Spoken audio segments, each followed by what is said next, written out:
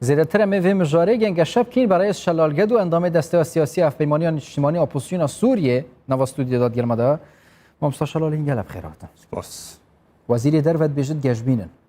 این تایبت بس اپوزیسیون بکیم گشبین یک هه پیشکفتنک دوی جاره و ویگره هبه گشبینك هي سر استا هريمي وناف دولتي هرقل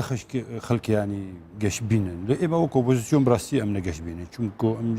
رژيمي وجشاندا رژيمي بهيفينه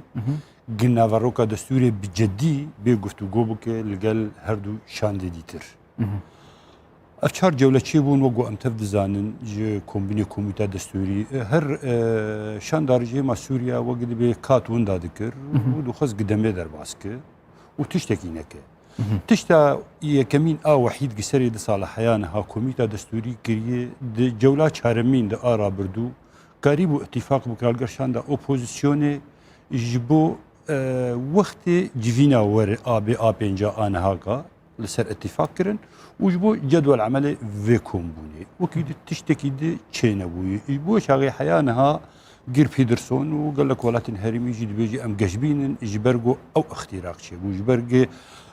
او اتفاق شيء نابرا هردوشان داد اللي بهوريم ودفي جفينا هذا جيش بيستو بينجمه حياه بيستو نهي هي وبر دوام لشارع جنيف وتشتكي نقاربن اتفاقي لسرب كان جبرجي رجيم سوريا نحاضر تشتكي الاوبوزيسيون تشتكي جدي گفتگو ونافاروك چونکه یا گرینگ اوه اگر ناواروکا دستور به شروع وکرین یعنی به بحث کردن هیدی رکفتنش ده بکرن این بینن اف بابا دکفت روجاوی دیان جی پرزگیری کو آلوزی ده چبن یعنی ناواروک ده بیت بحث کردن پرزگیری کو آلوزی زورن لاحتمال تشتن بین بحث کردن احتمال یعنی مبادئ اساسی ای دستوری بین گفتگو کردن اللي أزنبها ورم قصر تشتكي اتفاق شباب يعني الرجيم سوريا وقو أم تفدزان إن هاكا خو حاضر دكيش هالبجارتنا سرو كاتيا سوريا بشتي شش مهيدنن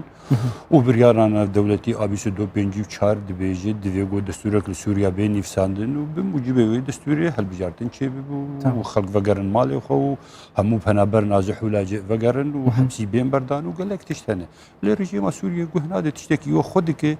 جبر روس البشتاوي وايران البشتاوي وقوتاوي هرد انجمن او لهيد مجلس الامن ديجي هي او فيتو دائما بكارتين جيبو رجيم سوريا بفارس يعني كوميتا دستور چنا واروكا دستور بيان جي مجاريندن يعني بكفنا يعني انجام داويه يان جي نكفنه ده هالبجارتن بين انجام دان نوا سوريا ده وهالبجارتن بانجام دان وقو رجيم دبيجي وقو رجيم خوياي مصر وهر روسيا جي قال لكي كاردكي جبو هالبجارتن هرن سري لإما وكو أوبوزيسيون وكو ملتي سوريا وكو همو قلاني سوريا دوينن قاب هالبجارتن شي بيجي هالبجارتن نشرعي نجبرق شرعية وين في دولتي تنيك شرعية وين أو خوي تنددو شرعية وين ياساي تني سيسي شرعية فايا هالبجارتنا جو شي لما حفته في سالي شرعية تاويتنا بوفيا كإما مثلا الباما نقل لك يقرنقو نقل لك مهم وهل هالبجارتنا حقيقي لسوري تنن يعني وقت يقول بعض جاي بويدا صلاة لسوريا هالبجارتنا واشانون مسرحين لصدي نوت ونه بوين نه هالرجيم دائما بدس خد خوش الرجيم الفيري يعني برزغري كموازن افا ولاتين روجافي كردستان جيت بيجن مادام شرعية في حكومتنا چما كوميتا كدستور هبيان جي اف 2 سال وزيادة ترجي مثلا كوميتا دستور دي جنگا شكرن وآليك ناف دات شرعيات نينا بو مسألة سوريا همون الدستي سوريا داي وقام تبدزان همون الدستي خلقي داي الدستي هيز الناف دولتي وإهريمي داي وأف كوميتا دستوري وأف أطري معارضي جوهنة وأف تشك داري جوهنة وأف هيزي سياسي جوهنة إيه سوريا همون خلقي او درست کرنه هم ولاتین هریمین و هم ولات جهان ازل هزگ خودی رول و خودی باندور و خودی دورن ناف خاک سوریا یک جوان تشتو مؤسسات جو آوا کرنه مثلا کمیته دستوری يعني هي تفاوض جنها هي وجو ام تفدزانن ومشاكل مزنت تشبون جبر تش دبقوا برشة يبرقوا خلقي وان جروبي دنا وهي تفاوض دعم دكن او انها كان ناكوكن لسر نفوذ لسوريا تدنا رج او ناكوكيوا درباس دبن نافا هي تفاوض وندورو درباسي نافا هي كوميتا دستوري جبن انها كوميتا دستوري 25 هجواتاوي بيشتي دروجيتر لميناسا موسكو اندامي اللي ممكن بجدار نبن وميناسا قاهره ممكن اللي بجدار نبن وهيئات تنسيق تسيشار اندامي هن ممكن اللي بجدار نبن اللي دبقوا اكثريه شاندار جيم اللي بجدار ببه بو فيك مثلا سوريا هر ند دستي سوريا دي ند دستي رجيم دي وند دستي اوبوزيسيون دي وند دستي خلق سوريا دي بيتر دستي خلق كي دي حتى خلق توافق لكن مثلا سوريا تشار سر ناب هر اف دوام بردوام يعني ملف سوريا دستي هزين في دولتين زل هزا از وجر بحث اداره نيو امريكا جو بايدن بله نرينا وقت شيء طيب جبوي چاره سرکردنا پرسه برین سیاسی جو بایدن فایل که باشتر دید دستی ده هبش دونالد ترامپ جداتر به طیبتی جی مبستا من راوستانا بن پیکارین ترکیه ناوا سوریه و روای کردستان عند باوريا مد سروك كي وكو دونالد ترامب خراب ناي امريكا وسروك كي وكو دونالد ترامب تعامل لقل قلانج درفه ذكر لقل ولاتن ذكر بتايبتي روجهلاتا نافين وكو سوريا وكو عراق كسكي هو خراب وكو ترامب ناي نابد صلادار الكشكاسبي يعني بهر شيء ويكي دبهوريا مدي وجو بايدن دونالد ترامب زور باشتر به وندور تعاطيا في ادارات هذا سروكاتيا جو بايدن برامبر وضع سوريا ووضع دفري وروج افاي كردستاني ممكن يكون مختلف حتى انها وكو رأي قشتي كردي تبدو مقتنع همو بشي كردستان يعني إدارات هذا أمريكا وباشتر بالإدارة شو إيماجي وكو أوبوزيسيون سوريا أم دبيننج أف إدارة براستي ممكن حل سياسي لسوريا برو بيش بيتر بده وممكن بجدية تعامل لقل ملف سوريا بك ما مستوى وقت زيادة در باز بطيبتش جالية هزي نف دولتش بيكو پرز بيچارة سر کرن لي دوی کرد مفایش وید در باز بونا وقتی ورگیرم طیبتش از بحثا یک ریزی آلین کردی دانستان دارین کردی بکم مفا جوی وقتی ورگرتیه یانجی برو واجی بوه والله هي زي في دار يعني قبرس ولو بالشوية كي واضح ترو أشكال تربا يعني إيجو دخازية كريزيا كردي بك هر أمن وكو أنا كسي وده هر وقت كي ديجي ده 2011 حيان هذا يعني همامتنا جكريزيا كردي بيف وقت يقول ما أنا كسا تشيكر وك تفقرا كردي أم دوازة حزبي جدابون ما أنا كسا تشيكر وما درسكر جبوغو قوتنا كرد سوريا ببيك يكريزي كابه لروج أفاي كردستان لي مخابن هوالاني ميديتر أو إيمانا وهر بيكريزيين هر ما روكي أم نديتني شخر وكو برا وكو شريك حقيقي راسته أو دخوازن أم تفلواببن ام ضمي واببن او تشتكي وك احزاب هال در دوري وانه دورا 25 حزب سي بارتي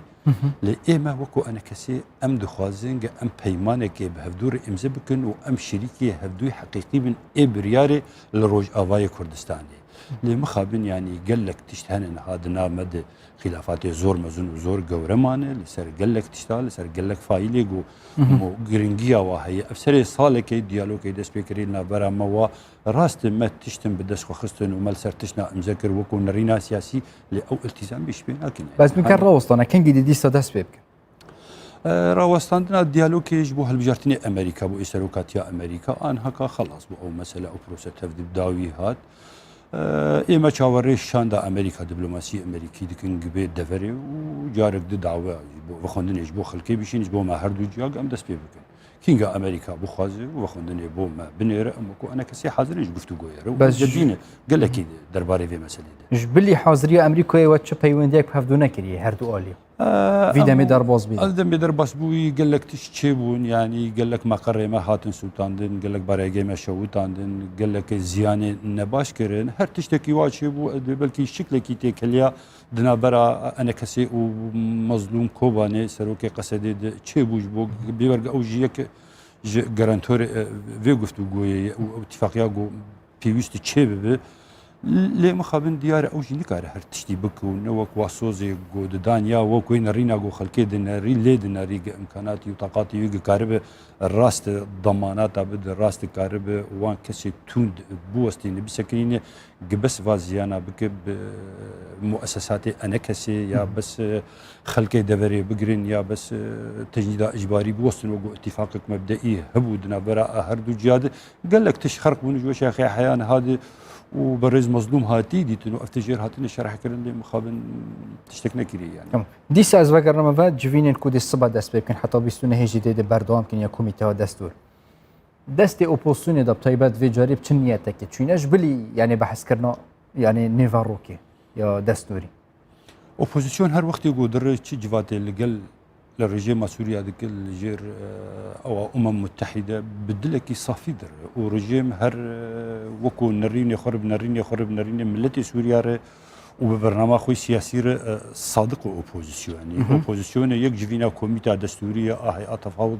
هر تيك نداي وقت يقول جنيفا يكمين حياه انا هذا وهر جواتي كوميتا دستوري ايكي وحياه اشارا افهموا تمام اوبوزيسيون سوريا هر جديبو لدائما ان جدي هر رجيم سوريا از بحثات دستی وردان طیبتی جی ین ترکیه بکم که حتی نکجی بردامن چه کاری اپوزیسیونی طیبتی جی از و بحث کم و که انا کسی هیم طیبتی جی دوی دمی دا جبوی 2021 جبوی دا خواست کرد نکه نیف دولتی جبوی راوستان دنوان بن پیکاری ین ترکیه که افرو کجی تو باران هبوینه براسي دستي وردانا تركيا وغير تركيا يجي وقال لك ولا دناف اوبوزيسيون سوريا دي ودناف خلق سوريا دي دسبيك شورش سوريا حيانها هر هي وهر بردوامه وبرين هاجي تشتكي نجي كيف متبهدور گفتگو كرج مساله سوريا همو دوسيا سوريا ندستي سوريا دي دستي ولاتين هريمي وولاتين دنيز الهيز جهاني دي تركيا جي ولاتك فاعل جوان ولاتاني جو رولاوي د سوريا دي قال لك هي لسر اوبوزيسيون يجي ودناف خاكا سوريا ديو قامزان سوباي هي حاضر موجود الناف خاكا سوريا قال لك دبرا لعفرين حتى سريكاني ولا ادلبي قال لك دبريد اما وك انا كسي نبدا استوردانا كسكيرنه ج سوباي وعسكري وبين دناف خاكا سوريا دبن ياد دستوردانا سياسي قد كان شأن اوبوزيسيون سوريا دي نه تركيا تاني يعني خدي رول وخدي باندور لسر اوبوزيسيوني ولاتين خليجي يعني بس راوستانا بن بيكاريا جرينجا يعني چه كاري و چه بلانا هوا ده بجبوي دمي بي ايه ما وكو انا كسي يعني ام نبدا استورداني وام نبخل كيرن تدخلي بكندنا بشأن سوريا دي يعني وقبرينها ما اني زمان لاوبوزيسيون سوريا وطني اد ممكن نوك ما فكره هناك دي درباري فا مثلا دي حب خلاف دنا برا مو بشي اوبوزيسيون دي انا اوبوزيسيون وطني عربي سوري هر بشكي جيبو ولا تكيف جريداي هم بتركيا في جريداي هم بسعوديه في جريداي هم بروسيا في جريداي هم بامارات في جريداي واقعي افي يعني هم مؤسسات اوبوزيسيون سوريا خلكي او تشيك ندام مزراندنا بو في دست وان ولا تادنه رئيس شلال قد وعندما دسته السياسية في ماليان اجتماعية أوبوزيسيون سوري هند ناف استوديو دابرو ديال مدابون زور سباس بو سباس بوش ممنون هربج